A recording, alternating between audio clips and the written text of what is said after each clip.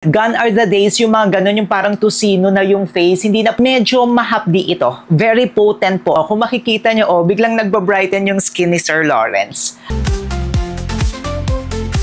Kung may peeling siya, unlike the that, kumikinang-kinang talaga tayo. Pambansang kinupit, Sir Lawrence ang galing. Basta honest, reveal sa'yo ay sasabihin. Pambansang kinupit, sa kanya ang hihiling. Basta produktong salit, lahat ay pipiliin. Hi mga kamukha, Taipei. Nagbabalik ako po si Sir Lawrence, ang inyong pambansang human guinea pig. Heart! Usapang rejuvenating set na naman nga po tayo mga kamukha. Alam niyo po yan dito sa ating channel. Napakahigpit po natin. Hindi po tayo basta-basta nagre-review ng mga rejuvenating sets, lalo na po kung may mga ingredients na hydroquinone and tretinoin. Kasi yun nga po ay medyo matapang na talaga at kailangan po ng doctor's prescription. Pero nasa sa inyo na nga yan mga kamukha kung gusto niyo yan i-go-go-go or i-push-push-push. Pero sa akin po, marami po tayong alternatives at pwede pa po muna tayong mag-retinol instead na mag-hydroquinone and tretinoin. Kapag medyo malala na kasi yun, tsaka tayo nagaganon mga kamukha. Kaya naman nakakatuwa rin kasi yung mga brands po natin ngayon, yung mga ginagawa po nila ng mga rejuvenating sets ay medyo calm na po sa ating skin. At syempre kapag pumasa nga po yan sa standards natin dito sa ating channel, makikita at ma-feature po natin yan. At ang pag-uusapan po natin ngayong araw na ito ay ang Beauty Vault na Premium Rejuvenating Set. Ayan si Maymay, pero ngayon po si Shuvi Enchirata na nga po. Puro mga Enchirata ang kanilang mga pinopost, no? Ang kanilang mga kinukuha na endorser. Okay mga kamukha, ang number 1 nga po sa standards natin sa ating channel, hindi po tayo nagre-review ng hindi FDA registered, FDA notified, or tinatawag nyo po na FDA approved. At ito pong rejuvenating set ng Beauty Vault ay FDA notified po ito dito sa Pilipinas.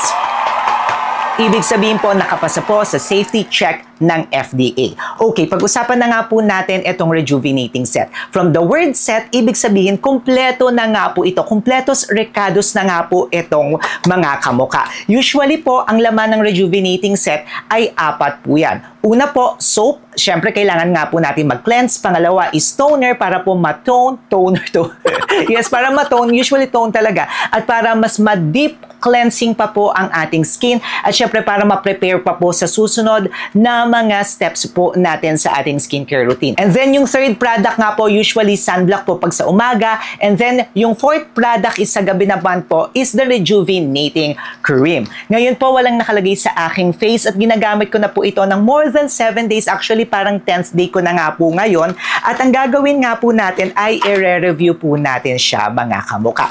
Ang kagandahan po ng rejuvenating set, mga kamukha, is of course, if gusto po natin magkaroon ng glass skin, pero hindi yung glass skin na mamumula talaga ng todo-todo at papangit na po talaga yung ating skin, mga kamukha. Gone are the days, yung mga ganun, yung parang tusino na yung face. Hindi na po ganyan yung mga rejuvenating sets natin. Kasi yung mga rejuvenating sets po natin ngayon, lalo na yung mga ginagawa po ng mga bagong manufacturers po natin ngayon, ay para po maka-glass skin lang yan. Mga ganyan mga kamukha. Pero hindi na yung tusino look. Kung may mga pimples nga rin po kayo, maganda po yan. At syempre, para po from the word rejuvenate, mabago po, matanggal ang mga dead skin ng ating face. In a safer way ha, safer way siya mga kamukha. So katulad din po ng ibang rejuvenating sets, ito pong kay Beauty Vault ay 4 nga rin po ang kanyang laman. At pag-usapan na nga po natin isa-isa. Yung number 1 po, natutuwa ako dito, yung soap nila, ang ginamit nila is yung kojic acid. Yung kojic acid, mga kamukha, maganda nga po yan kung kayo may mga melasma, kung para sa pagpapaputi, and also para sa mga pimples, maganda po yan according po sa studies. Sa akin nga pong mga first few days na impression po, mabilis po siya na matunaw, mga kamukha. Pero ang kagandahan ng mabilis matunaw is hindi siya nilalagyan ng preservatives. At saka yun nga lang din yung downside niya is napaka-orange niya. Oh. Talagang kumakapit siya sa skin. Kailangan nyo talaga siyang linisin ng maigi at kailangan may lalagyanan siya, mga kamukha. So, medyo drying siya. Yes, of course, ang mga kojic acid, medyo drying talaga ito sa skin. Pero nilagyan naman po nila ito ng coconut oil at saka glycerin naman, mga kamukha, para naman maging okay po talaga siya at para mabalance yung dryness. Pero ramdam na ramdam pa rin yung dryness kasi feeling ko mataas yung nilagay nila dito na kojic acid. Ayan po siya, mga kamukha. Pero okay naman siya. Medyo drying talaga siya ha, mga kamukha. Ayan. Pero so far, so good tayo. Okay po yung pagkakagamit ko dito. Hinati-hati ko siya. I think this is good for 1 to 2 months naman po siya. Sa mukha po natin siya gagamitin. Para po sa kanilang rejuvenating toner, ito po siya mga kamukha. Ang kagandahan niya is may salicylic acid po ito, which is maganda po yan kung kayo ay may mga pimples. Tapos meron nga rin po ito na niacinamide. Tapos may citric acid nga rin po siya mga kamukha. Kaso nga lang may alcohol po ito ha. Sa mga ayaw ng alcohol, may alcohol po yung kanyang rejuvenating toner. Ngayon po gagamitin ko rin po siya mga kamukha para maipakita ko po sa inyo. Alam nyo ang kagandahan nito, may takip. Ayan o, aside na may takip na po ito, may takip pa. Yan yung gusto ko sa toner na to. Sana magaya ng ibang brands. May takip pa yung ano nila. Ayun o, ang ganda niyang ganyan mga kamukha. So, gagamit po tayo. Tapos kung makikita nyo po, ayan o. May alpha-arbutin nga rin pala ito, which is maganda rin yan mga kamukha kung kayo po ay may hyperpigmentation. Okay.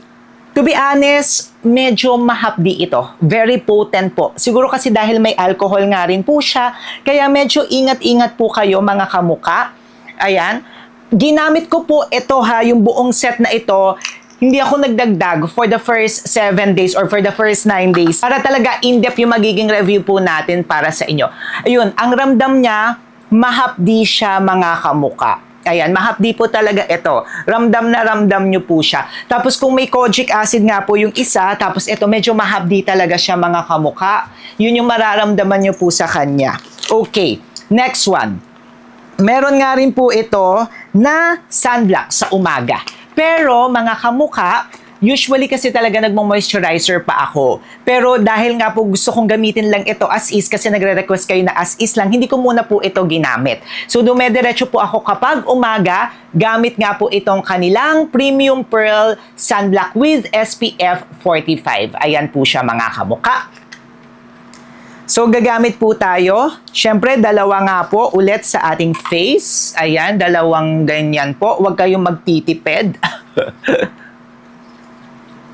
Ang kagandahan naman ito, SPF 45 na po, broad spectrum na po ito, panglabas at pangloob. Kung kayo po ay nasa bahay lang at kung kayo ay lalabas, maganda po siya. Tapos ang kagandahan niya pa is nakaka-brighten po siya ng skin. O kung makikita nyo, biglang nagba-brighten yung skin ni Sir Lawrence. O ayan, kitang-kita naman po natin.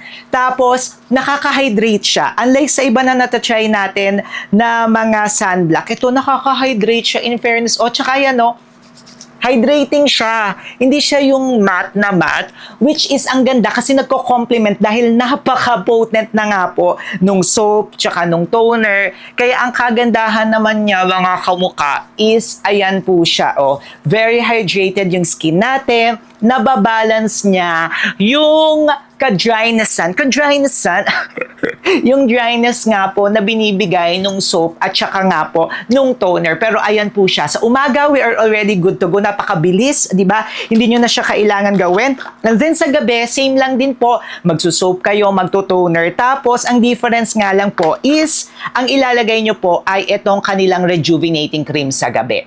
Okay, itong rejuvenating cream nila po sa gabi, mga kamukha, is meron nga po ito na retinol naman. Yung retinol, of course, maganda nga po yan para sa mga wrinkles, sa mga pimples din. Tsaka yun nga po sinabi ko sa inyo kanina, yung tretinoin nga po is the highest form na po ng retinol. So ito na lang po ang gamitin nyo mga kamukha. So may retinol palmitate po ito, tapos meron nga rin po ito na niacinamide mga kamukha, which is magandang-maganda para sa ating face. Pero ayan nga po siya Kung makikita nyo nga po siya, okay na okay po siya mga kamukha. Now, pag-usapan na nga po natin ito. So for the first 7 days nga po mga kamukha, masasabi ko na hindi siya yung ganong ka-potent unlike sa iba ko na try, lalo na yung last natin na try na rejuvenating set na very potent po talaga. Pero potent nga rin po ito mga kamukha. Pero masasabi ko na nasa mid-potent po siya. If ikaw-compare ko po doon sa isa na tinry natin, sige sabihin na natin yung sa Beauty Vault. Yung sa Beauty Vault talaga mga kamukha, very potent po talaga yon. Pero ito, potent nga rin po siya mga kamukha. Pero medyo mild version nga lang po ito ng konti mga kamukha. And to be honest na naman sa inyo mga kamukha, ipapakita ko po, for the first 9 days nga po natin, medyo may lumabas po ako dito na pimple na makikita nyo po sa ating video. Pambansang kinipid, Sir Lawrence ang galing. Basta honest review sa'yo ay sasabihin.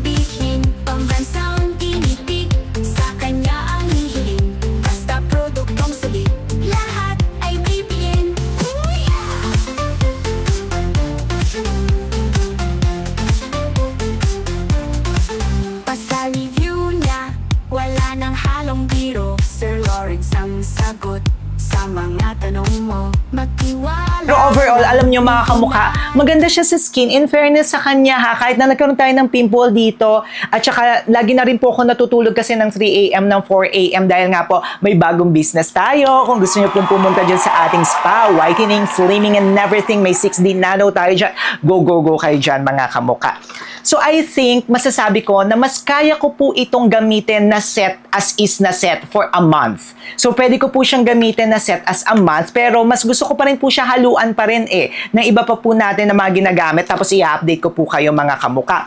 Mas mild version nga po siya. If you are looking for a milder version ng rejuvenating set, you may opt to this product, no? Pero kung gusto nyo ng potent talaga and everything, dun po kayo sa iba naman na product na mga na-try nga rin po natin. Sa mga magtatanong po pala kung may peeling siya, unlike dun sa iba natin na set na na-try, ito wala. Micro peeling talaga siya. Pero look at that, kumikinang-kinang-ina talaga tayo dito, Ang ginamit pa natin yung sunblock nila. Kasi ang kagandahan ng sunblock nila is, yun nga po, nababalance niya yung dryness ng soap at saka nitong rejuvenating toner. Medyo, ang gagawin na lang din po siguro natin kung natatapangan pa rin kayo dito sa toner, once a day nyo na lamang po siya gamitin, pwedeng sa gabi or pwedeng sa umaga. Tapos itong soap, ganun nga rin po. Tapos ito, pwede nyo siyang ituloy mga kamukha din. For the rejuvenating toner na sa gabi, pwede po na isang scoop lang or isang ganyan lang po ang gamitin nyo. And that's already good for the entire face na po yan mga kamukha. Ayan, pwedeng ganyan lang kayo, mag-start lang kayo sa ganyan. Tapos pwede po siyang other day. Pero okay din na gamitin nyo po ito araw-araw. Kasi for me nga, milder version nga po siya sa mga iba pa natin na na-try. Pero yun din mga kamukha, i-update ko po kayo, uubusin natin ito, tapos titingnan natin kung okay po siya. Pero so far so good, nagkaroon tayo ng pimples, we are very honest, pero maganda naman siya. Ayan kumikinang-kinang tayo and everything, pero wag po kayong aasa dito, it must be combination of different products, panglabas at pangloob, kailangan nyo rin po mag-take ng mga supplements. Kayo mga kamukha, anong masasabi nyo dito at naging experience nyo dito kay Beauty Volta Rejuvenating Set? Aba, mag-comment kayo dyan sa baba, at syempre kung gusto nyo po magpaputi, mayroon po tayong video dito. Ay, ang ganda talaga niya sa skin. Pak na pak. Click nyo na po ito. Syempre, mag-subscribe din kayo kay Sir Lawrence. Paano po ba yan mga kamukha? Until our next video, click nyo na to.